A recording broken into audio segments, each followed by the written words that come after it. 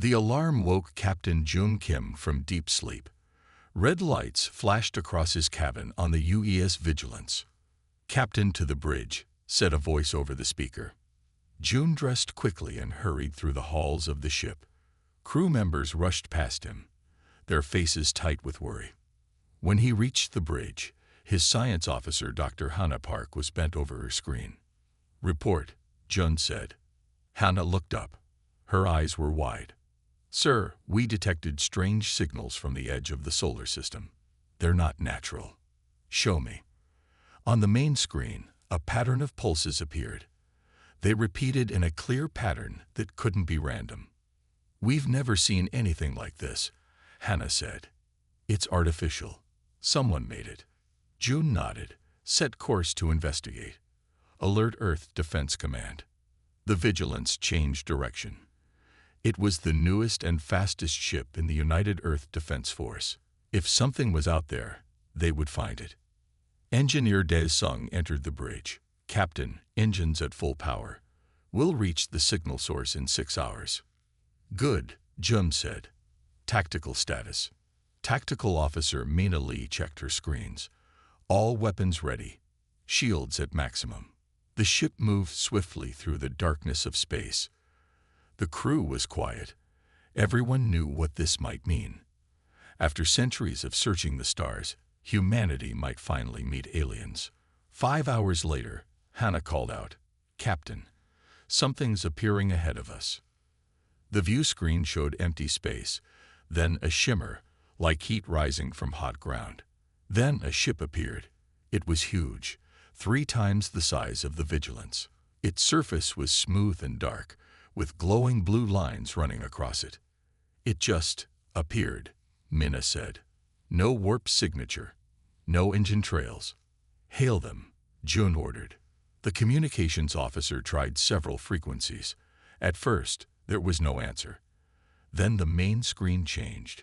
A figure appeared. It looked almost human, but its skin was pale blue, and it had no hair. Its eyes were large and completely black. "We are the Drevnerai," it said in perfect English. "Why have you approached our research vessel?" Jun stepped forward. "I am Captain Jun Kim of the United Earth Defense Force. We detected your signals and came to investigate. We mean no harm." The alien tilted its head. "Your species is new to us. Primitive, but interesting." Dae leaned close to Jun. "Sir," he whispered, "I'm detecting strange energy readings from their ship. Power levels are increasing." Jun nodded slightly. "We hope to establish peaceful contact," he said to the alien. "We can share knowledge." The alien cut him off. "Knowledge is earned, not shared. We will test your worthiness." The screen went dark. "They're charging weapons," Mina shouted. "Shields up." "Evasive maneuvers," Jun ordered. The alien ship fired. A beam of bright green light shot toward the Vigilance. The human ship turned hard, but the beam grazed its side. The ship shook violently. "Damage report," Jun called as he grabbed his chair to stay upright. "Hull breach on deck 4. Emergency shields holding," Dae reported. The alien ship fired again. This time the Vigilance avoided the shot completely. They fired back with their main weapons. The energy beams hit the alien ship but seemed to do no damage. Suddenly, the alien ship disappeared. One moment it was there, the next it was gone. "Where did they go?" Jun asked. Hannah checked her sensors. "They're gone. Some kind of faster-than-light travel we've never seen before." The bridge was silent for a moment. "Damage assessment," Jun said finally. "We can make it home, but barely," Dae answered. "Engines at 40%, weapons at 30%. As they turned the damaged ship toward Earth, Mina studied the battle recordings. "Captain," she said slowly, "look at this." She showed him the attack pattern. "Their second shot. It wasn't even close to us. It's like they missed on purpose." Jun frowned. They had the power to destroy us completely. Why didn't they? No one had an answer. The Vigilance limped home, carrying news that would change humanity forever. Earth was not alone in the universe. and their new neighbors were not friendly. 6 months had passed since the Vigilance's encounter with the Drevnerai. Earth had changed. Everywhere, people built shelters and trained for war. The United Earth Defense Force doubled in size. Captain Jum Kim stood in the control room of Earth's main defense station. His ship, the Vigilance, was repaired and stronger than before. New weapons, better shields. But would it be enough? Admiral Ta Jun entered the room. Everyone stood straight. At ease, he said. His face was tired. He hadn't slept much lately. No one had. The large screen on the wall suddenly lit up with warning lights. Multiple ships detected, called out the sensor operator. Coming from the edge of the solar system. June looked at the screen. 50 alien ships, maybe more. The Drevnerai have returned, Admiral Ta Jun said quietly. Then louder. Battle stations. All ships prepare to defend Earth. Alarms rang throughout the station. June rushed to the Vigilance. His crew was ready. Engine status, he asked as he took his seat on the bridge. Full power, Captain, Daz said from his engineering station. Weapons. All ready, Minna reported from Tactical. New plasma cannons charged. Take us up, Jun ordered. The Vigilance and 30 other Earth ships moved into orbit. They formed a defensive line between Earth and the approaching aliens. The Drevnerai fleet slowed as it reached the moon. One ship moved ahead of the others.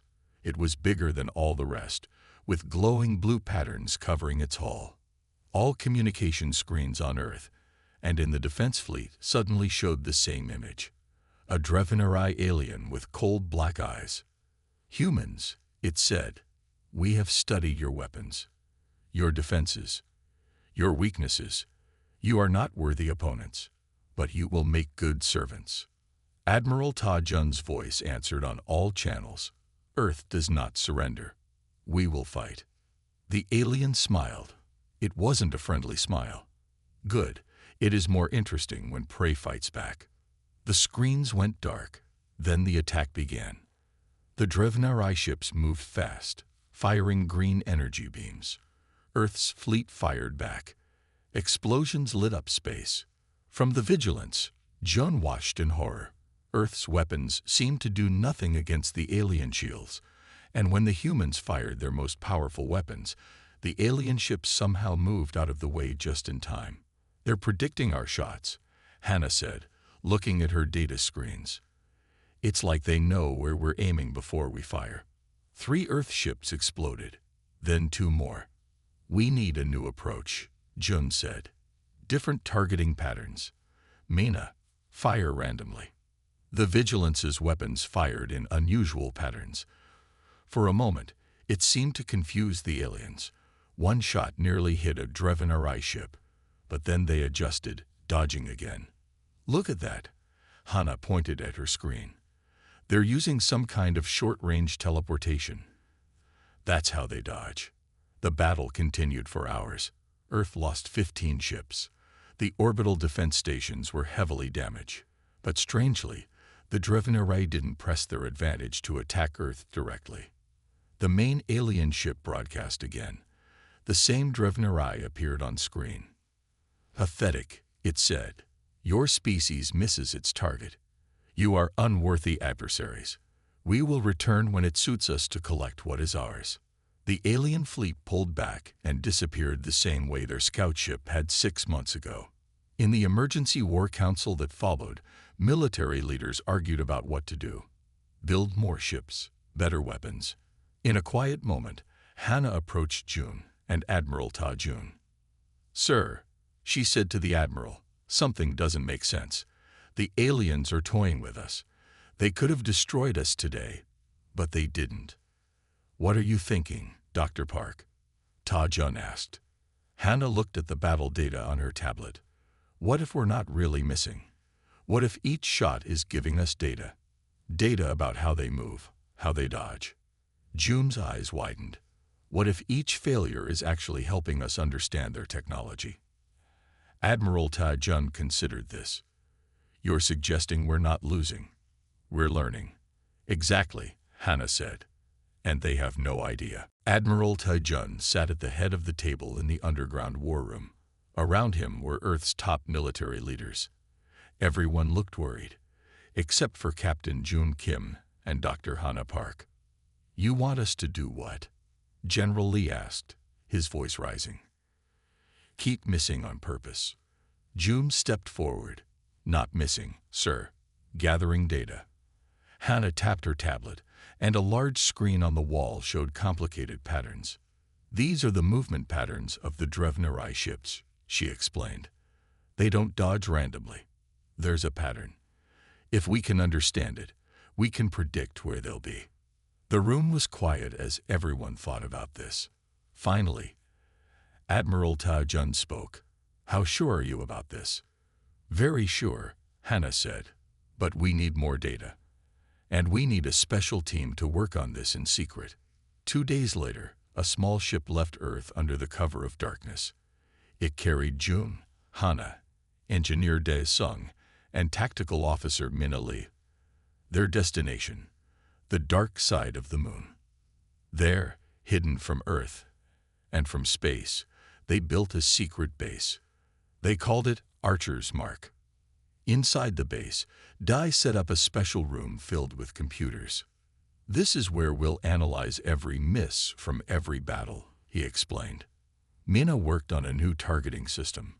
We won't just fire at where they are," she said. "We'll fire at where they will be after they dodge." Meanwhile, on Earth, Admiral Ta-jun gave a public speech. "We will build more ships," he announced. "Bigger weapons. We will not surrender to the Drevnarai." It was all for show. In secret, factories built a different kind of weapon, based on plans from the team on the moon. 1 month passed, then another. The Drevnarai returned several times, attacking small outposts and testing Earth's defenses. Each time, Earth's forces fought back. Each time, they seemed to miss. But every shot, every failure, fed data to the computers at Archer's Mark. "Look at this," Hana said one day, pointing to her screen. Jun, Dae, and Minna gathered around. "The Drevnarai ships create tiny holes in space, like mini wormholes. That's how they jump to dodge our weapons." "Can we predict where these wormholes will open?" Jun asked. Hana nodded. "I think so, but we need more data." More weeks passed. The team rarely slept. They worked day and night, analyzing data, building their special weapon. "I figured it out," Dae announced one morning. He looked tired but excited. "Their wormhole technology follows strict rules. It's like a math formula. Distance equals power. The bigger the ship, the shorter the jump." Minna added, "And there's a cooldown period. They can't jump again right away." Jun smiled for the first time in weeks. "So if we know when and where they'll reappear, we can have a weapon waiting for them," Hana finished. They called Admiral Ta-jun on the secure video link. They explained their discovery. "We need to build a special weapon," Jun said. "One that will look like it misses, but will actually hit them when they reappear from their jump." "How long will it take?" the Admiral asked. 2 months, Dae estimated. "Maybe less if we get help." "You'll get whatever you need," Ta-jun promised. That night, Jun couldn't sleep. He stood at the window of the base, looking out at the stars. Minna joined him. "Do you think it will work?" she asked quietly. "It has to," Jun replied. "Every time we've missed, we've been learning. Every failure has brought us closer to success." Minna nodded. "The Drevnarai think we're weak because we can't hit them." "Let them think that," Jun said. "Every shot we don't take now makes the final one more certain." On Earth, people were losing hope. They saw the battles. They saw Earth's weapons missing time after time. They didn't know about Archer's Mark. They didn't know that humanity wasn't losing. It was just setting up the perfect shot. 3 months passed since Archer's Mark began its secret work.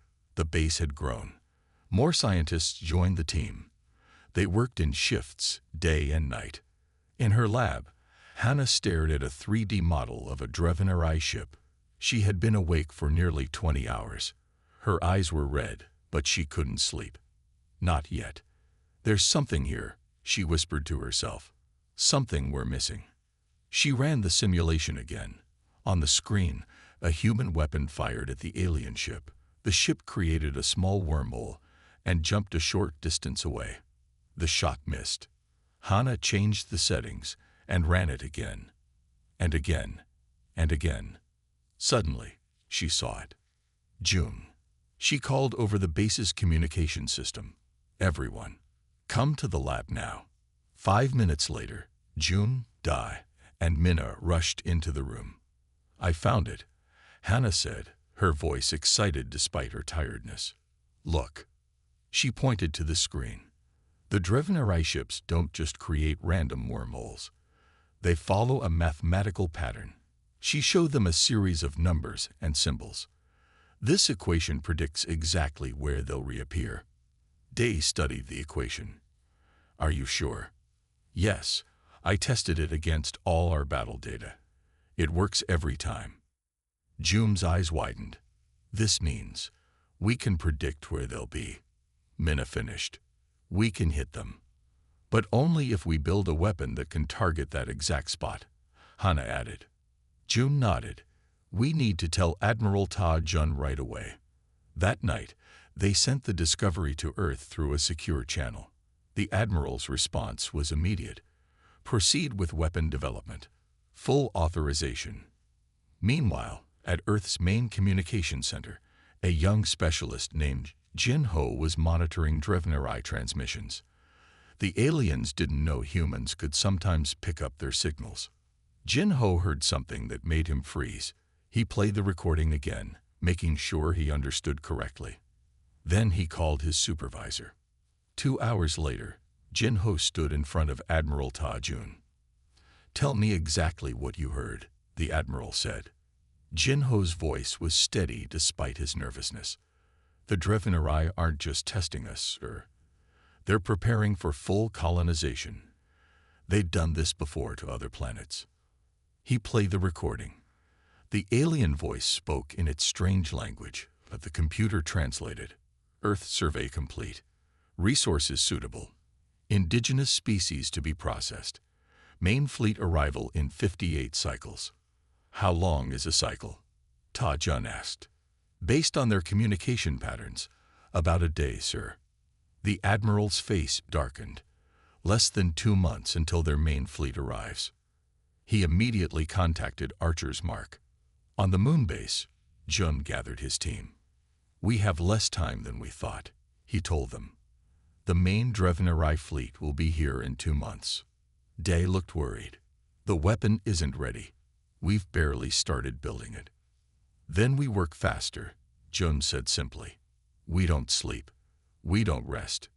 Earth depends on us. Minna asked the question everyone was thinking.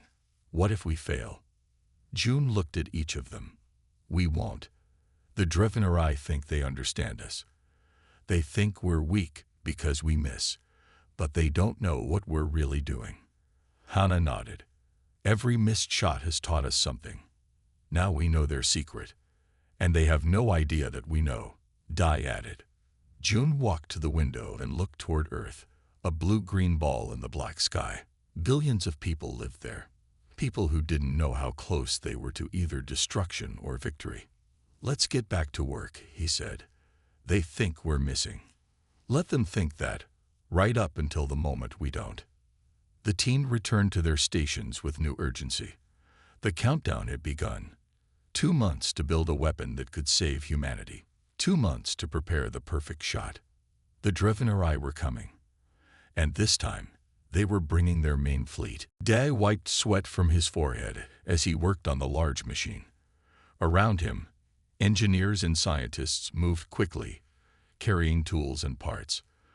The main room of Archer's Mark was now filled with the prototype weapon they called Killshot. How's it coming? June asked as he entered the room. Slowly, Dai answered. The targeting system works, but the power requirements are huge. Hannah looked up from her computer. We need more power than all of Earth's power plants combined to make this work. June frowned. Where can we get that much power? Mina, who had been quiet, suddenly spoke. The moon. Everyone turned to look at her. The moon has helium-3, she explained. It's all over the surface. We could mine it for fusion power. Day's eyes lit up. That might work. A fusion reactor using helium-3 could generate enough power. How quickly can we build it? June asked. With help from Earth? Maybe 3 weeks, Day estimated. June nodded. I'll talk to Admiral Ta Jun. The next day, a fleet of mining ships quietly left Earth. They landed on different parts of the moon, far from Archer's mark. They began collecting helium-3 from the lunar soil. On Earth, Admiral Ta Jun explained the plan to world leaders. We need to keep the Drevnarai from knowing what we're really doing, he said. They must think we're still trying to build conventional defenses. As the mining continued, the Killshot prototype took shape. It didn't look like a normal weapon. It was more like a giant satellite dish with complex machinery behind it. It needs to be precise, Hannah explained to the team. We're not aiming at where the Drevnarai ships are. We're aiming at where they will be after they use their wormhole to dodge. One day, as June was checking the construction progress, an alarm sounded. Drevnarai scout ship detected, called the sensor operator. It's approaching the moon. June rushed to the control room. Do they know we're here? I don't think so, the operator said. They're scanning the whole moon, not just this area. Hide the Killshot, June ordered. Make everything look like a normal base. Workers quickly covered the prototype weapon. Others moved decoy equipment into visible areas. The Drevnarai ship passed overhead. It scanned the base, then continued its survey of the moon. Later, Jin Ho sent a message from Earth, intercepted transmission from scout ship. They report humans building a lunar base. They think it's for normal defenses. June smiled. The deception was working. 2 weeks later, the helium-3 mining was complete. Engineers built a fusion reactor near Archer's mark, hidden underground. Power systems at 90% capacity, Day reported. We'll be ready for a test soon. We need to test it on something real, Mina said, to make sure our targeting calculations work. Hannah pointed to a map of space near the moon. There's a small asteroid passing by tomorrow. We could use that. June agreed. One test, but keep the power low. We don't want to attract attention. The next day, the team gathered in the control room. The asteroid was visible on their screens, a small rock floating in space. Target locked. Mina announced. Firing in 3, 2, 1. The Killshot activated. There was no visible beam, no sound. But on the screen, they watched as the asteroid suddenly broke apart. Direct hit, Dai shouted. Everyone cheered. Hannah checked her readings. The calculations were perfect. The energy beam hit exactly where we aimed. June looked at his team with pride. The Killshot works. Now we need to prepare for the real target. Outside the base, the lunar surface was quiet.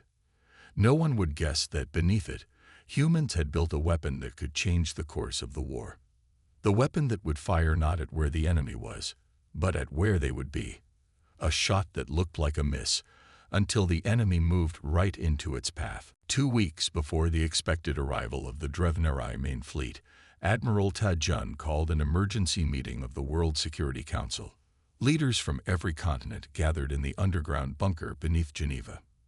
The Killshot weapon is almost ready, Ta Jun told them. But we need your continued support. President Garcia of the North American Union stood up. This secret weapon has taken most of our resources for months. Yet we've seen no proof it will work. We have test results. Ta Jun began. Tests on asteroids. Interrupted Premier Wang. Not on Drevnarai ships with their advanced technology. Murmurs of agreement filled the room. Fear was growing. Perhaps we should consider other options, suggested Chancellor Ahmed. The Drevnarai might accept some kind of deal. A deal? Ta Jun's voice was sharp. You want to surrender.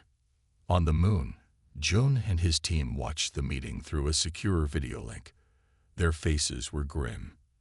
They're losing faith, Hannah said quietly. Back in Geneva, Ta-Jun tried to regain control of the meeting. I have someone you should hear from. Jin-Ho entered the room. The young communications specialist looked nervous but determined. Tell them what you've learned, Ta-Jun said. Jin-Ho cleared his throat. I've been monitoring Drevnarai communications for months. They don't just want our planet. They want us, humans, as food. The room fell silent. They've done this before, Jin-Ho continued, to at least 6 other worlds. They harvest intelligent species. It's not just an invasion. It's a hunting trip. Before anyone could respond, an urgent message came in for Ta-Jun. He listened, then looked up with a worried face. The Drevnarai have sent another scout ship. It's heading for the moon. At Archer's mark, the alarm sounded again. Hide everything, Jun ordered. Mina, prepare the fake defense systems. The team worked quickly to conceal the real Killshot weapon and activate decoys. But as Mina checked the Killshot's targeting system, she found something wrong. Jun, Hannah, she called. There's a problem with the calculations. They hurried over. On Mina's screen, numbers flashed red. The targeting is off by 0.03 seconds, she explained. That's enough to miss a Drevnarai ship when it reappears from the wormhole. Hannah's face paled. If we miss, then Earth falls, Jun finished. While they were talking, the Drevnarai scout ship passed overhead. It scanned the base, then left. That was close, Dai said. But what about this targeting problem? Hannah was already working at her computer. I need to recheck all my calculations. The math has to be perfect. How long will it take? Jun asked. At least 3 days, Hannah said. Maybe more. In Geneva, the meeting continued. Jin-Ho's news about the Drevnarai had scared the leaders, but they were still unsure about the Killshot plan. It's time to tell them everything, Ta-Jun decided. He activated the secure link to Archer's mark. Captain Kim explained the Killshot weapon to the council. Jun appeared on the large screen. He looked tired but determined. The Drevnarai have one weakness, he explained. Their wormhole technology follows strict rules. We can predict exactly where they'll appear after they dodge our shots. He showed them the test results from the asteroid. The council members looked impressed, but still doubtful. What if you're wrong? President Garcia asked. What if you miss? Jun couldn't tell them about the problem Min had just found. That would destroy all hope. We won't miss, he said firmly. Every time we've missed before, we've been learning. The Killshot is humanity's best chance. The council voted. It was close, but they agreed to continue supporting the project. After the call ended, Jun turned to his team. Hannah, fix those calculations. Double-check all power systems. Mina, run more simulations. No one mentioned what would happen if they failed. They couldn't afford to think about that now. The fate of humanity depended on fixing one small mathematical error. And the clock was ticking. Drevnarai fleet detected at the edge of the solar system. The message flashed on screens across Earth and at Archer's mark. After months of preparation, the moment had arrived. The main invasion fleet was coming. Jun stood in the command center of the moon base, watching as the alien ships appeared on the long-range scanners. There were hundreds of them, far more than the earlier attacks. How many? He asked quietly. 327 ships, the sensor operator reported. The largest is 5 times bigger than anything we've seen before. Hannah rushed into the room, holding a tablet. For 3 days, she had barely slept, working to fix the targeting calculations. I solved it, she said, her voice tired but excited. The error was in how we calculated the wormhole exit points for their larger ships. The math is correct now. Jun squeezed her shoulder. Just in time. The invasion fleet is here.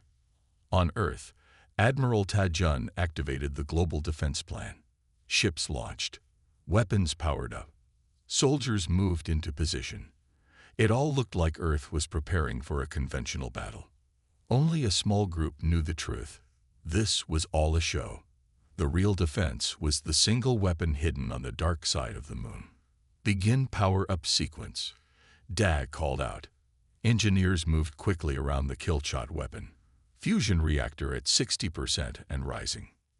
Minna worked at her station, inputting Hannah's corrected calculations into the targeting system. Targeting grid updated.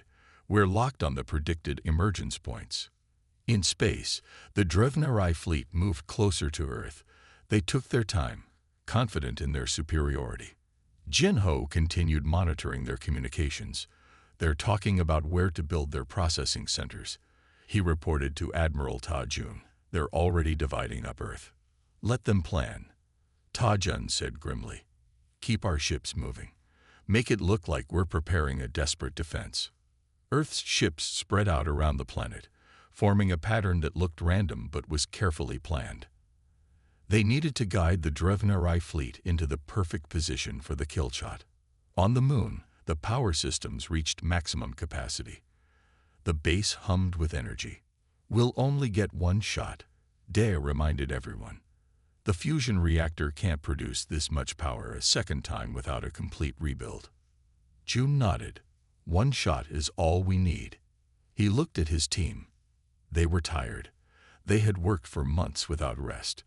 But now, in their eyes, he saw determination. I want to say something, Jun told them. He wasn't good at speeches, but these words needed to be said. No matter what happens today, what you've done is amazing. You've given Earth a chance. Hannah smiled at him. We'll succeed. The math is solid now. The targeting is perfect, Minna added. And the power systems are at full capacity, Dai finished. Jun looked at the main screen. The Drevnarai fleet had passed Mars and was moving toward Earth. They think they know us, he said. They think we're weak because we miss. Today, we show them what humanity can really do. Around the room, people nodded. Some had tears in their eyes. They all knew the stakes. Admiral Ta-Jun's voice came over the communication system. The Drevnarai main fleet has entered Earth orbit. They're broadcasting demands for surrender. What should we tell them?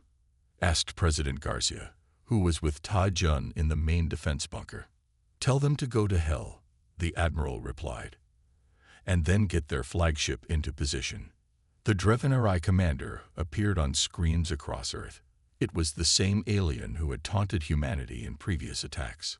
Your time is over, it said. Surrender now, and some of you may be kept alive as servants. The invasion had begun, and the final countdown to humanity's one chance at survival was underway. At Archer's mark, Jun gave the order. Begin final Killshot preparations. Target their flagship. The Drevnarai attack began with terrible force. Green beams of energy shot from their ships, hitting Earth's defenses. 3 orbital stations exploded in bright flashes. Return fire. Admiral Ta-Jun ordered from the main command center on Earth. Earth's ships and defense platforms fired their weapons. Just as in previous battles, most shots seemed to miss as the alien ships used their wormhole technology to dodge. On the main screen, the Drevnarai commander appeared again. It smiled, showing sharp teeth. Your weapons cannot touch us, it said. Your defenses are failing. Surrender now. Admiral Ta-Jun stood tall. He knew his next words were crucial to the plan. Humanity will never surrender to you, he said firmly. We will fight until our last breath. The alien laughed. Then you will all die today. The Drevnarai flagship moved forward, leading a group of 30 smaller ships. They formed an attack pattern, just as Minna had predicted they would. They're moving into position. Ta-Jun reported to Archer's mark. Phase 1 complete. On the moon base, Jun watched the battle unfold on the main screen. Everything was following the plan so far. Earth's ships were pulling back in what looked like a retreat, but was actually guiding the Drevnarai fleet into the perfect position. Killshot status. Jun asked. Power at maximum, Day reported. Fusion reactor stable. Targeting locked, Minna added. The system is tracking the flagship and predicting its wormhole exit point. Math checks out, Hana confirmed. The calculations are perfect. Jun took a deep breath. Prepare to fire on my command. In space, the battle continued. Earth was losing ships quickly. It looked like a complete defeat. But that was the plan. The Drevnarai needed to believe they were winning easily. The alien fleet moved closer to Earth. Their flagship led the way, its massive weapons firing at Earth's remaining defenses. Now, Admiral Ta Jun said quietly, draw them in. Earth's largest remaining ships suddenly moved forward in what looked like a desperate attack on the Drevnarai flagship. It was a suicide mission, or would have been, if that had been the real plan. The Drevnarai commander laughed again. Pathetic, it broadcast. Watch how easily we avoid your attacks. As Earth's ships fired, the alien vessels activated their wormhole technology, disappearing from their locations and reappearing a short distance away. The human weapons passed through empty space. Main fleet in position. The sensor operator at Archer's Mark reported. Flagship is in the center of the target zone. Jun nodded. This is it. Fire Killshot. Dad pressed the activation sequence. The entire base hummed as power flowed from the fusion reactor to the weapon. On the surface of the moon, hidden panels opened. The Killshot weapon rose from its concealment, pointing at what looked like empty space near Earth. Firing in 3, Minna counted down. 2, 1. The Killshot fired. There was no visible beam, no dramatic light show. The weapon released its energy in a form that human eyes couldn't see. The beam shot through space, passing near the Drevnarai flagship, but not hitting it. It continued into what appeared to be empty space. On the Drevnarai communication channel, the alien commander laughed again. You missed again, humans, it said, as you always do. In the Earth Command Center, Admiral Ta Jun watched silently. On the moon, Jun and his team held their breath. 3 seconds passed, the longest 3 seconds in human history. The Drevnarai flagship, still moving in its attack pattern, activated its wormhole technology again to dodge another wave of Earth's weapons. It disappeared from its location and reappeared directly in the path of the Killshot's invisible energy beam. For a moment, time seemed to stop. The Drevnarai flagship appeared right in the path of the Killshot's energy beam. Then it happened. The invisible beam hit the alien ship. A bright light flashed across space as the energy tore through the flagship's hull. The massive ship split in 2, then exploded in a ball of blue fire. In the Earth Command Center, people stared in shock. Then cheers erupted. It worked, someone shouted. The Killshot worked. Admiral Ta Jun remained calm, watching the screens. Keep tracking the other ships, he ordered. This isn't over yet. On the moon, the team at Archer's Mark watched as their months of work paid off. The Killshot had hit its target perfectly. But what happened next surprised even them. The energy from the Killshot continued past the flagship. It hit another Drevnarai ship, then another. The beam passed through ship after ship, leaving destruction in its path. What's happening? Jun asked, amazed.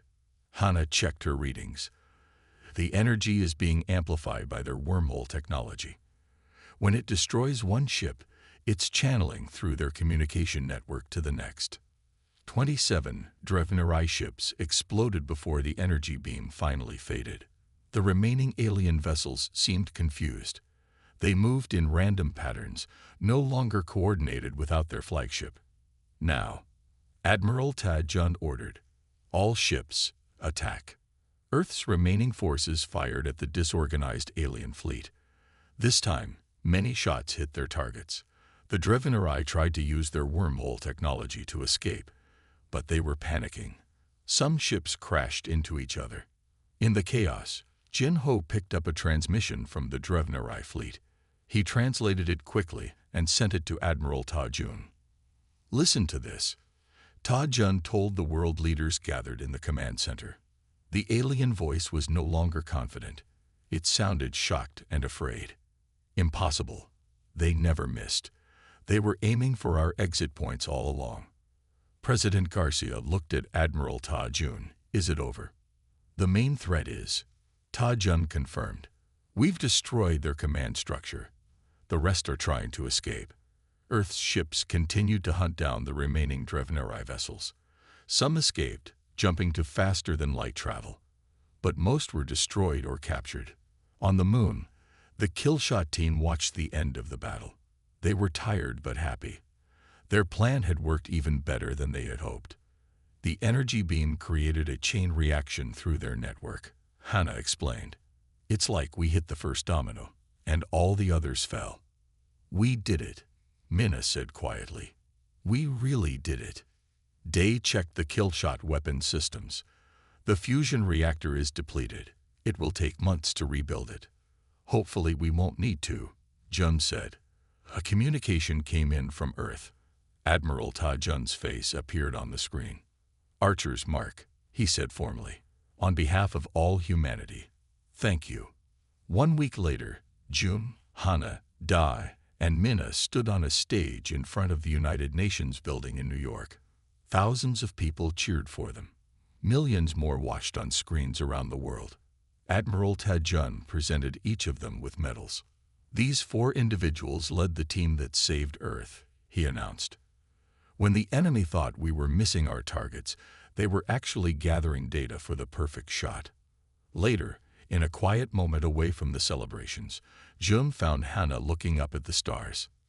Do you think they'll come back? She asked. Maybe, Jun said. But next time, we'll be ready. Next time, they'll know we don't miss, Hannah added with a smile. In his office, Admiral Ta Jun finished his official report on the Drevnarai War. At the end, he added a new military doctrine. Sometimes, to land the killing blow, you must first appear to miss. The enemy who believes you are weak has already lost. He looked out his window at the night sky, where Earth's new defense fleet was being built. Humanity had faced its greatest threat and survived. They had turned apparent failure into their greatest strength. And if the Drevnarai or any other alien threat returned, they would find a very different Earth waiting for them. An Earth that knew how to set up the perfect kill shot. The end.